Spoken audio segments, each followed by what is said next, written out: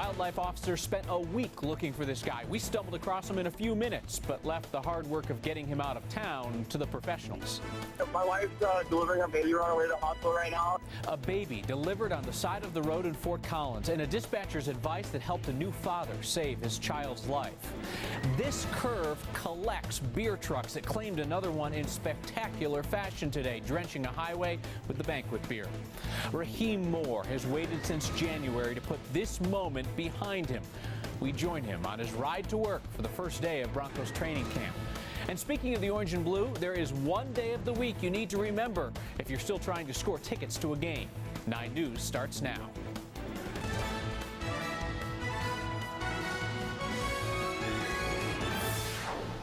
Bear encounters are on the rise across the country. That is the big picture. Tonight we zoom in on Broomfield, where a bear that just wouldn't leave the suburbs got a tranquilizer dart in the backside and a free ride out of town.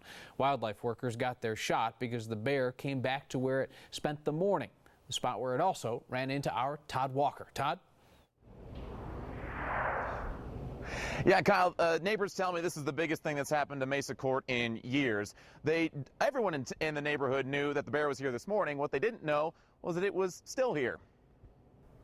You know that funny feeling? Later on, I realized he probably was sleeping back here. When you think you're being watched? Where it looks like a little forest or a little den. Rosemary Floyd and her daughter saw a black bear this morning, hiding in their backyard. Does it feel less dangerous because he's not in there? And normally, when you think someone's watching, you know what? I see that.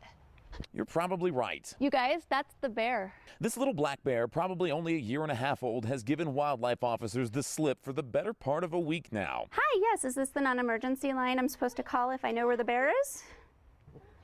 Okay, well, he's in a tree in my backyard right now as we speak.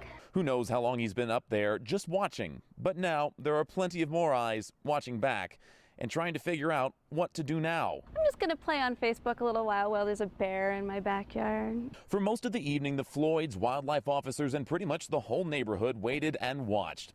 That's his back, I think. Will he stay in the tree long enough for a tranquilizer dart to show up? There he is. There he is. Oh.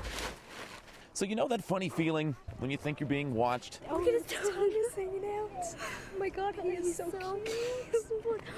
Now the watching is going the other way. This guy is headed back to the mountains, where hopefully he won't be watching anyone anymore. We're happy that he's going to go find a new home, huh?